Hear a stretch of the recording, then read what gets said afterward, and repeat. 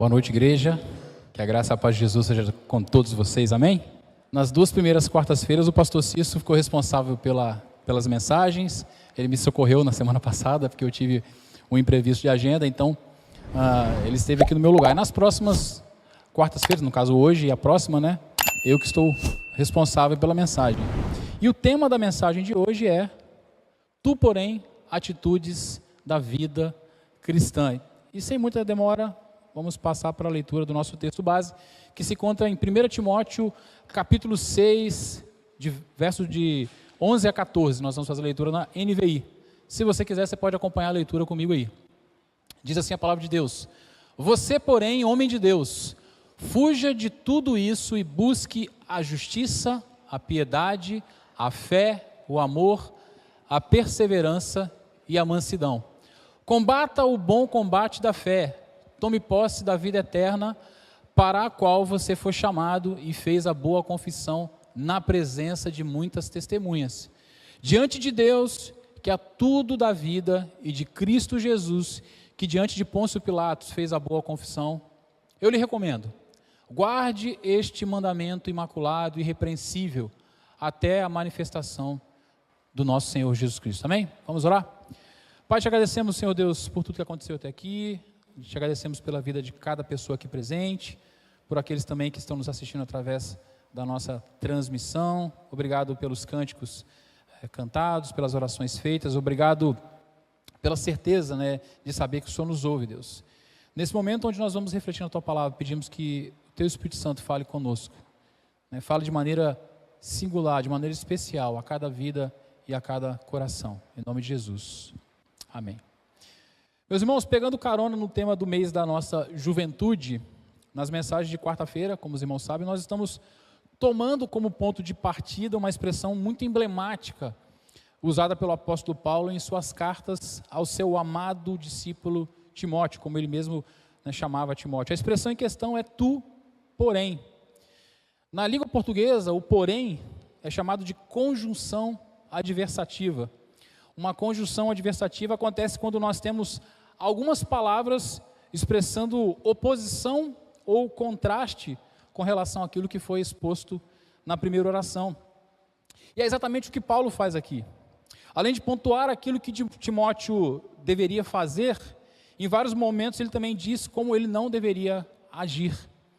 E nesse sentido, no capítulo 6, do verso 3 ao verso 10, Paulo direciona o seu foco para aqueles que ensinavam algo diferente da sã doutrina e faziam isso por amor ao dinheiro.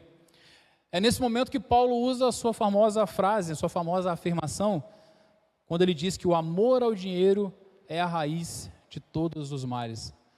Muito provavelmente você já ouviu essa afirmação de Paulo, mas não sabia talvez do contexto. É nesse contexto que Paulo fez essa afirmação.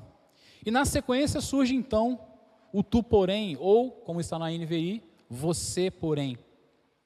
E parafraseando aqui o pastor John Stott, ao usar essa expressão, a intenção de Paulo é lembrar a Timóteo que ele foi chamado para ser diferente.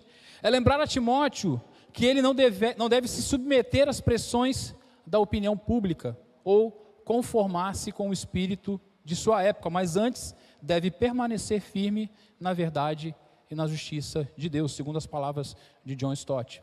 E Paulo pontua, nesse sentido, algumas atitudes que Timóteo deveria ter se quisesse agir dessa maneira, e essas mesmas atitudes valem para nós hoje. São ensinamentos que continuam falando aos nossos dias. É sobre isso que nós vamos refletir nessa noite. E a primeira atitude que Paulo vai enumerar é fugir e buscar. Na parte A do verso 11, Paulo diz: Você, porém, homem de Deus, fuja de tudo isso. Ou seja, em primeiro lugar, ele exorta Timóteo a fugir de certas atitudes e comportamentos negativos. E em algumas ocasiões, meus irmãos, fugir é visto como um ato de covardia. Mas em outras é exatamente o contrário. Em outras, fugir é um ato de sabedoria. Fugir é um ato de coragem. E várias passagens da palavra de Deus vão confirmar isso. José, por exemplo, fugiu da mulher de Potifar, porque ele não queria pecar contra Deus. Nós encontramos essa declaração dele mesmo em Gênesis 39:12. Davi fugiu quando Saul tentou matá-lo. Aliás, Davi fugiu de Saul mais de uma vez, em mais de uma ocasião, e não era porque ele não tinha condições de lutar e de vencer Saul, muito pelo contrário. A palavra de Deus também nos direciona, em 1 Tessalonicenses 5:22, a fugir da aparência do mal. Nós devemos fugir. Eu acho interessante que Paulo diz para fugirmos daquilo que aparenta ser o mal, mostrando uma atitude de cautela, ou seja, eu não preciso nem ter certeza que algo é mal, só de aparentar eu já tenho que dar o pé. Essa é a ideia. E é nesse sentido que Paulo direciona Timóteo a fugir da inveja, da difamação, das suspeitas malignas, das contendas e brigas sem fim, que é o que ele lista na primeira parte do capítulo. E sobretudo, da ganância, ou seja, do amor ao dinheiro, que assim como nós já comentamos anteriormente, é a raiz de todos os males. Cada um desses elementos que Paulo lista, que também são conhecidos como vícios, são realmente perigosos, merecem a nossa atenção. Inclusive no grego, a expressão que Paulo usa para a palavra foge, também pode ter o sentido de escapar de algo abominável, escapar com segurança do perigo. Essa é a expressão que Paulo usa. Paulo sabia dos reais perigos de cada uma dessas coisas. Paulo sabia o quanto era perigoso Timóteo não fugir delas. E por isso ele é tão enfático, fuja.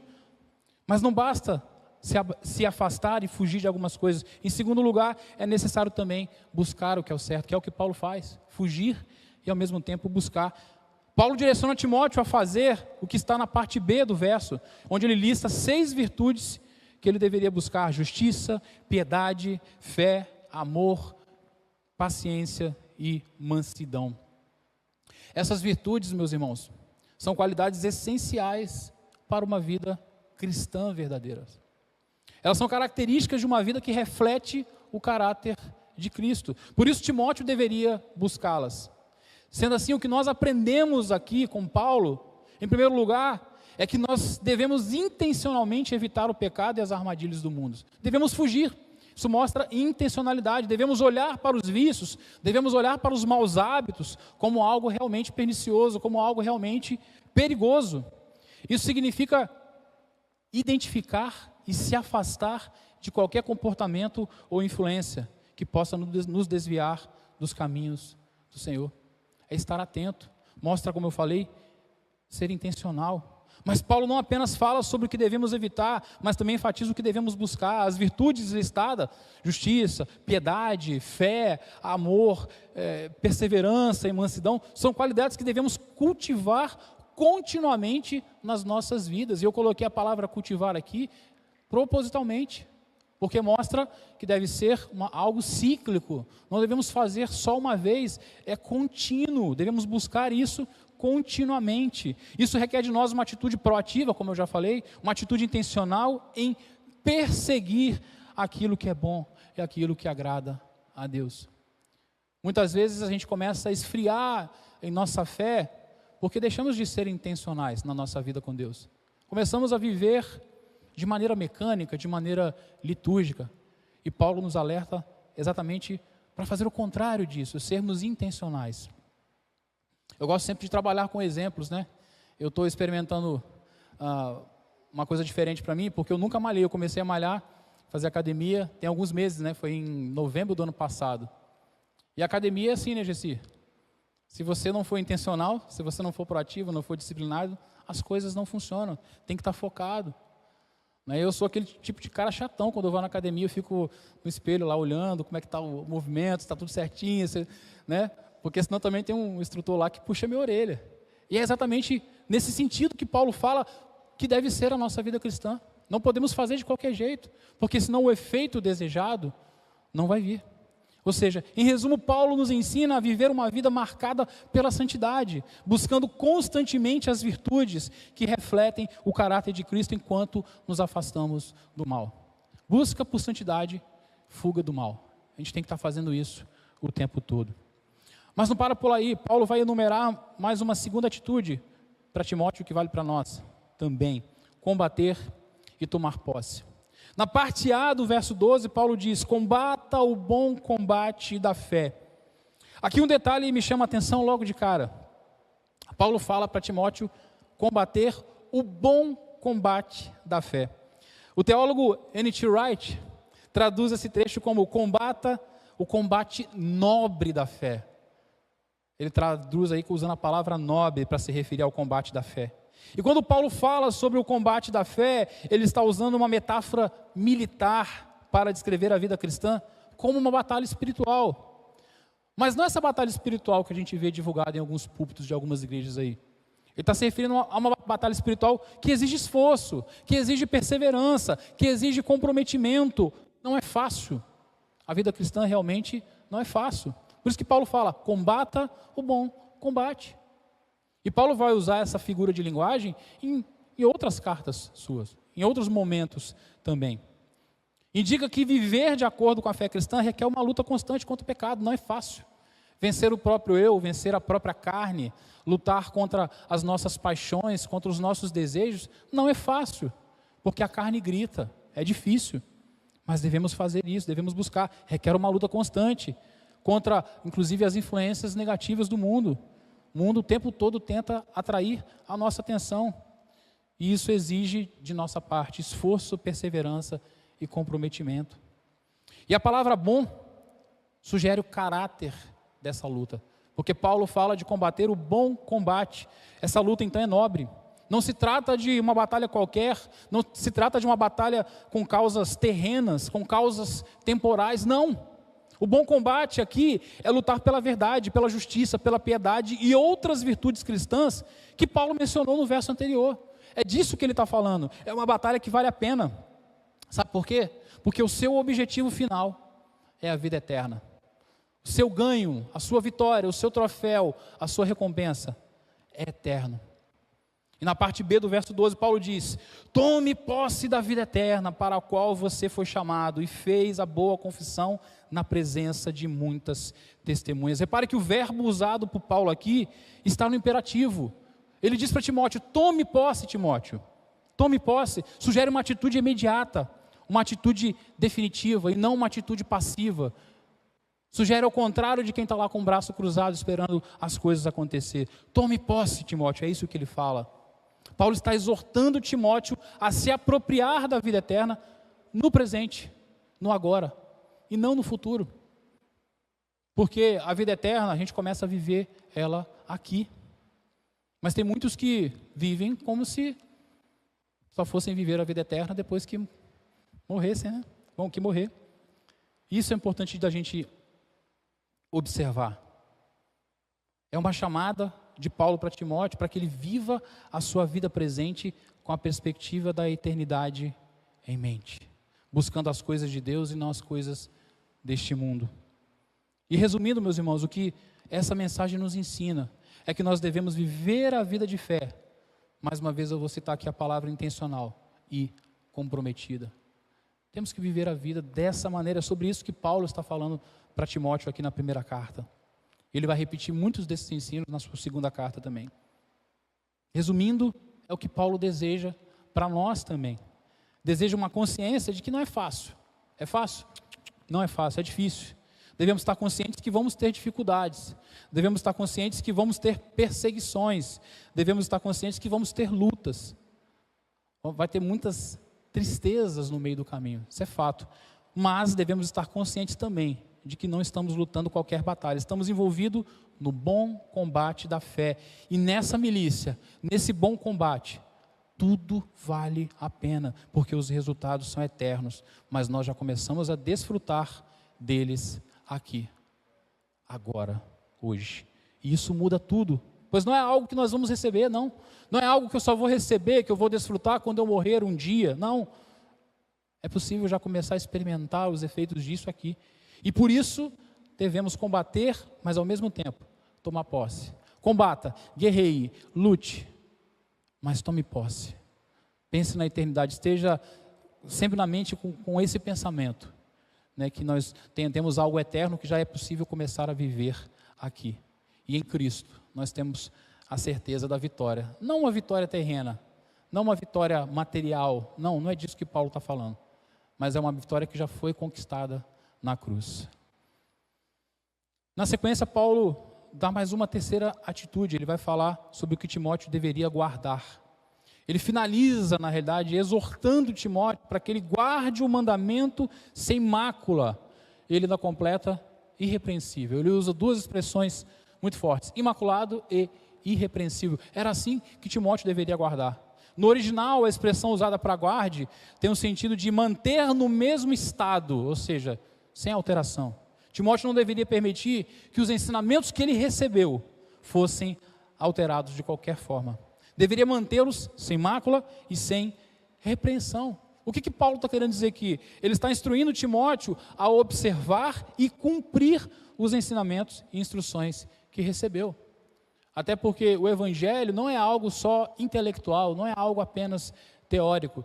Ele deve ser observado, entendido, conhecido, mas também praticado. Ou seja, ele deveria preservar a integridade do evangelho em todos os aspectos. No ensino, ele deveria ensinar de maneira perfeita. E é triste observar o quanto nos nossos dias isso não tem acontecido. Quantos púlpitos, quantos mestres, quantos pastores têm errado por conta disso. Mas Paulo fala: guarde o evangelho imaculado. Nós devemos fazer o mesmo no ensino. Mas Timóteo também deveria fazer isso na sua vida pessoal. Na aplicação daquilo que ele estava ensinando, ele deveria aplicar. E também na sua vida comunitária. Quando ele diz manter-se sem repreensão, significava que ele deveria ser um exemplo para a comunidade. O evangelho deveria ser visto na vida prática dele, na vida diária, demonstrado em suas ações, que significa viver em conformidade com os ensinamentos de Cristo. Tem uma frase muito popular, eu já citei aqui algumas vezes, mas Dudu não estava aqui no dia não, vou fazer igual o pastor Flávio, Dudu não estava aqui no dia não.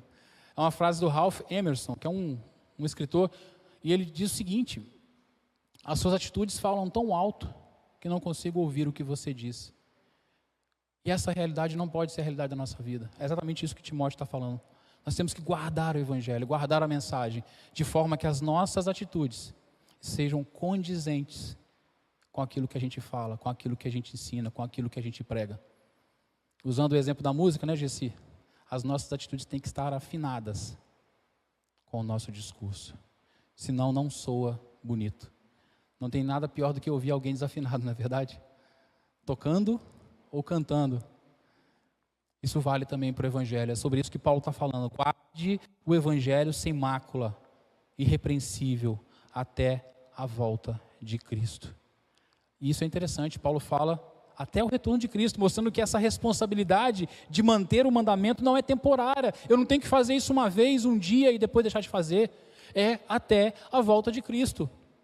Até a volta de Cristo, ou seja, deve ser mantida até que Ele venha nos buscar. Isso mostra que tem que ter uma vigilância constante, uma necessidade de estarmos sempre preparados. Sabe por quê?